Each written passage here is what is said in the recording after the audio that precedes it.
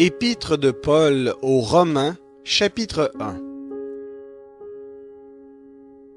Paul, serviteur du Christ Jésus, appelé à être apôtre mis à part pour l'évangile de Dieu. Cet évangile, Dieu l'avait promis auparavant par ses prophètes dans les saintes Écritures. Il concerne son Fils, né de la descendance de David selon la chair, et déclaré Fils de Dieu avec puissance selon l'Esprit de sainteté par sa résurrection d'entre les morts. Jésus-Christ, notre Seigneur. C'est par lui que nous avons reçu la grâce et l'apostolat pour amener en son nom à l'obéissance de la foi toutes les nations, parmi lesquelles vous êtes aussi, vous qui avez été appelés par Jésus-Christ. À tous ceux qui à Rome sont bien-aimés de Dieu, appelés à être saints, que la grâce et la paix vous soient données de la part de Dieu notre Père et du Seigneur Jésus-Christ. Je rends d'abord grâce à mon Dieu, par Jésus-Christ, au sujet de vous tous, parce que votre foi est renommée dans le monde entier. Dieu que je sers en mon esprit en annonçant l'évangile de son Fils, m'est témoin que je fais mention de vous toujours et continuellement dans mes prières.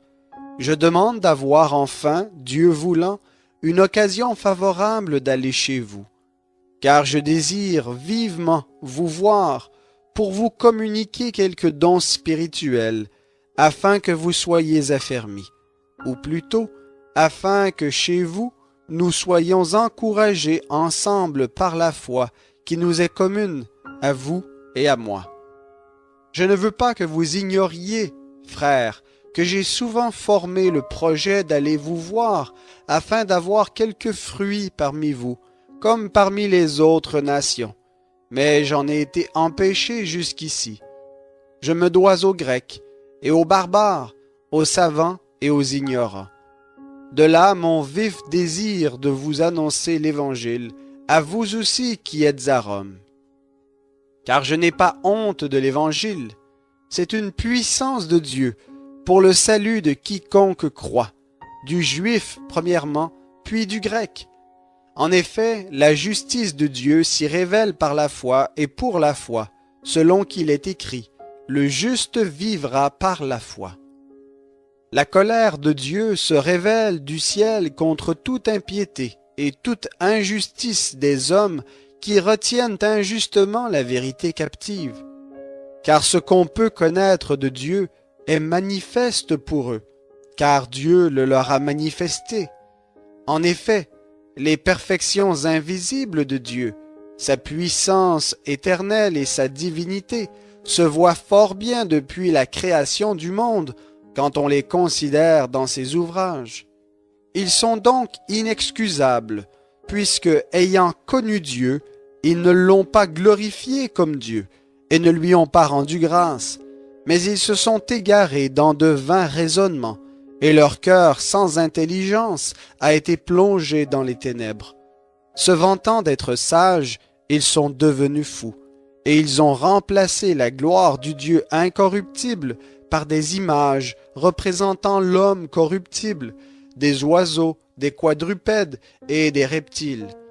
C'est pourquoi Dieu les a livrés à l'impureté selon les convoitises de leur cœur, en sorte qu'ils déshonorent eux-mêmes leur propre corps.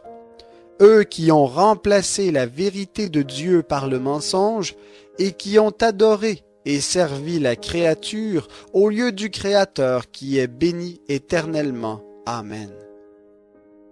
C'est pourquoi Dieu les a livrés à des passions déshonorantes, car leurs femmes ont remplacé les relations naturelles par des actes contre nature, et de même les hommes, abandonnant les relations naturelles avec la femme, se sont enflammés dans leurs désirs les uns pour les autres.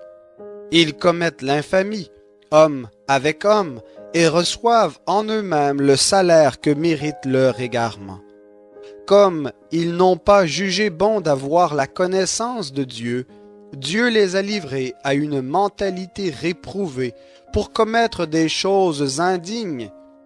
Ils sont remplis de toute espèce d'injustice, de méchanceté, de cupidité, de perfidie, pleins d'envie, de meurtre, de discorde, de fraude, de vice, rapporteurs, médisants, impies, emportés, orgueilleux, fanfarons, ingénieux au mal, rebelles à leurs parents, sans intelligence, sans loyauté, sans affection, sans indulgence, sans pitié, et bien qu'ils connaissent le décret de Dieu, selon lequel ceux qui pratiquent de telles choses sont dignes de mort, non seulement ils les font, mais encore ils approuvent ceux qui les pratiquent.